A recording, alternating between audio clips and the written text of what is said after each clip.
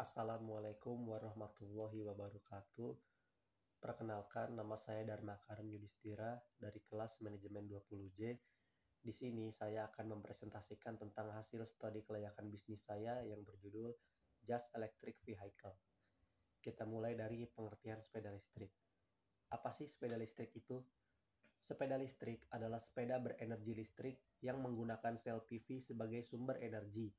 Dalam sistem ini, sinar matahari dikonversi menjadi listrik untuk disimpan pada baterai, kemudian digunakan untuk menggerak roda dari sepeda listrik. Sepeda listrik dengan menggunakan sel surya ini menggabungkan dua teknologi yang biasanya digunakan dalam sepeda, yaitu otomotif dan energi alternatif. Desain sepeda listrik sangat terbatas oleh jumlah masukan energi ke dalam kendaraan. Sebagai alternatif, kendaraan listrik ini menggunakan baterai dengan penyimpan listrik yang diisi oleh panel surya. Sepeda listrik adalah sebuah alat transportasi yang ramah lingkungan, didesain untuk mengurangi emisi dari kendaraan bahan bakar minyak, serta dapat digunakan untuk sarana rekreasi, fitness, dan olahraga lainnya.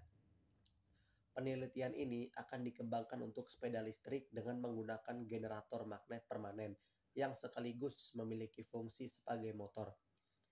Generator sebagai pembangkit listrik dengan penggerak kayuhan sepeda yang kemudian mengisi akumulator dan motor akan menggerakkan roda sepeda dengan menggunakan sumber listrik dari akumulator tersebut. Peluang bisnis sepeda listrik.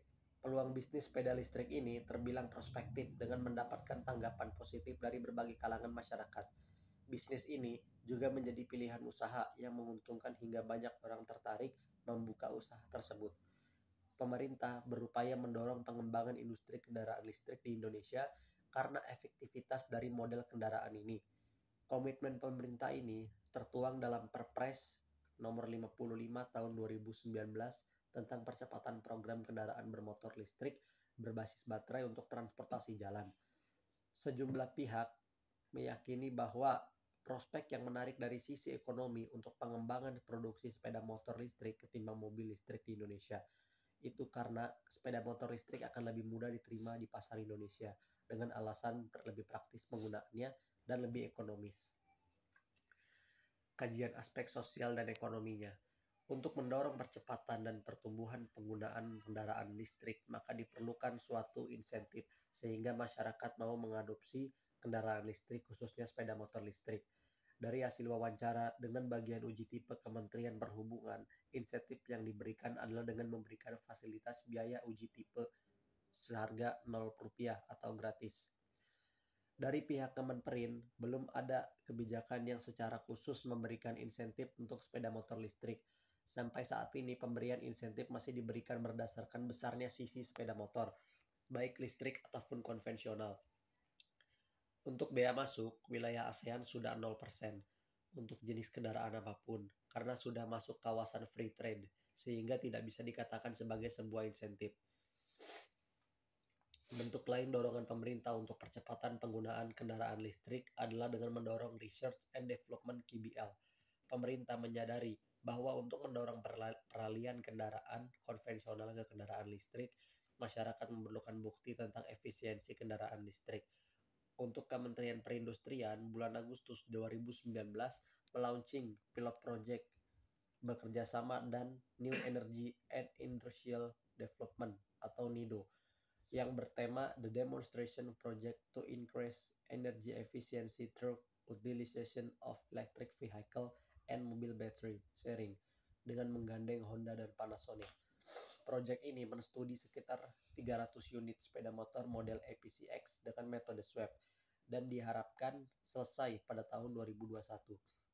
Salah satu target dari studi ini adalah para ojol karena merupakan pengguna aktif.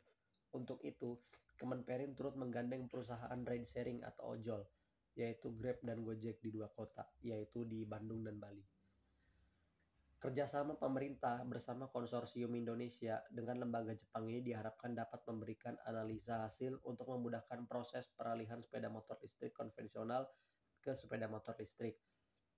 Sepeda motor listrik layak secara ekonomi untuk digunakan sebagai kendaraan operasional ojek online dengan investasi 50% lebih tinggi dari motor BBM.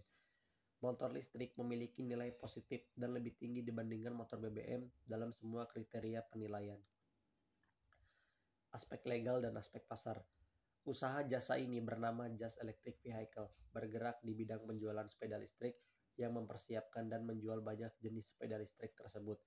Berlokasi di Perumahan Grand Permata, Blok B3 nomor 23, RT 10 RW 4, Desa Cibalongsari, Kecamatan Klari, Kabupaten Karawang, Provinsi Jawa Barat.